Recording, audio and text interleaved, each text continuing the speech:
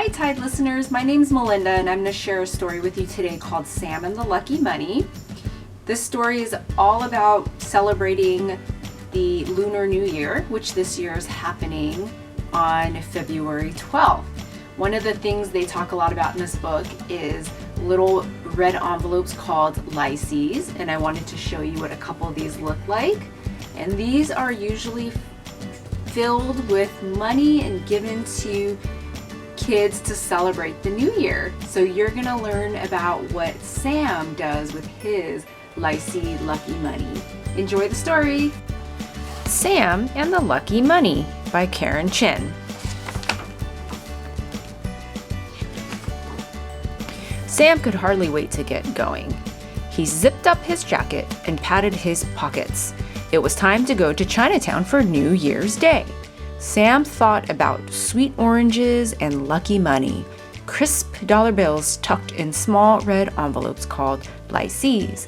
Sam's grandparents gave him lycees every New Year. Each envelope was decorated with a symbol of luck: 2 golden mandarins, a Chinese junk, a slithering dragon, a giant peach. Sam's lycees were embossed in gold. Sam counted out $4. Boy, did he feel rich. His parents said he didn't have to buy a notebook or socks as usual.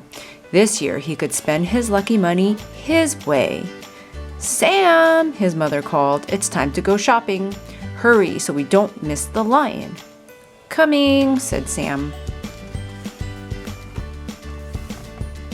The streets hummed with the thump of drums and the clang of cymbals.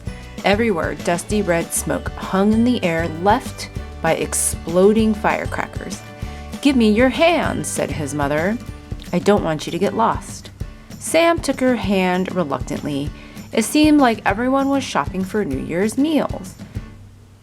There were so many people crowded around the overflowing vegetable bins that Sam had to look out for elbows and shopping bags.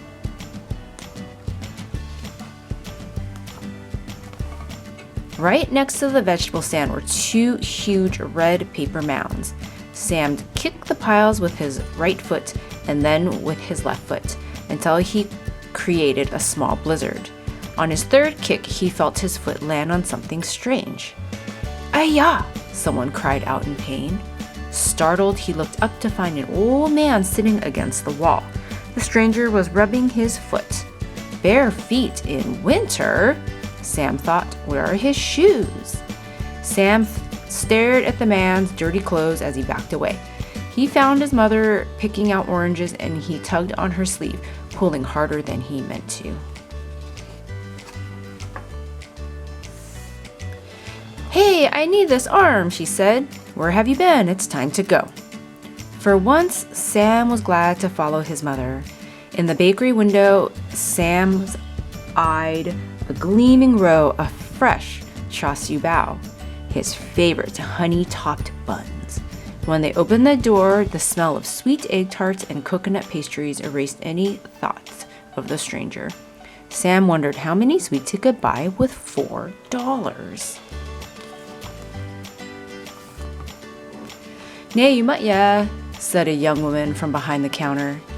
When Sam gave her a puzzled look, she repeated the question in English. "What do you want?" Sam was able to ask for buns when he noticed a tray full of New Year's cookies. They were shaped like fish with fat pleated tails that looked like little toes. He couldn't help but think about the old man again. Sam decided he wasn't hungry after all. Suddenly, he heard a noise from outside that sounded like 1,000 leaves rustling. He ran to the window to see what was happening. "Look," he yelled.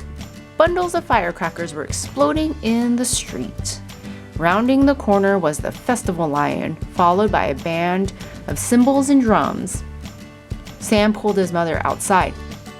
The colorful lion wove down the street like a giant centipede, teased by a clown wearing a round mask. It tossed its head up and down.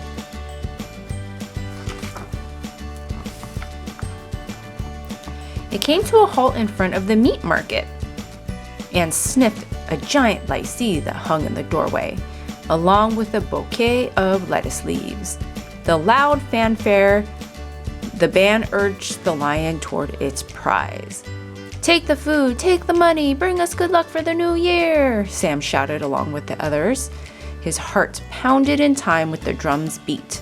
With a sudden lunge, the lion devoured the licee all in an eye blink and continued down the street.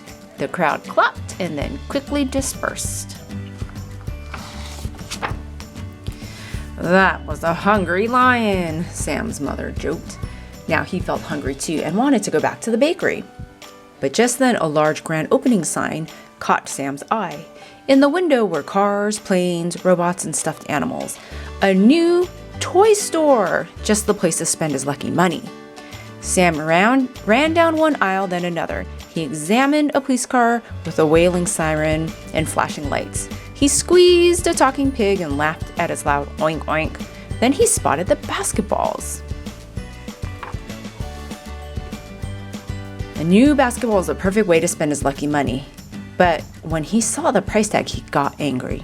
"I only have $4, he shouted. "I can't buy this." In fact, everything he touched cost more than that.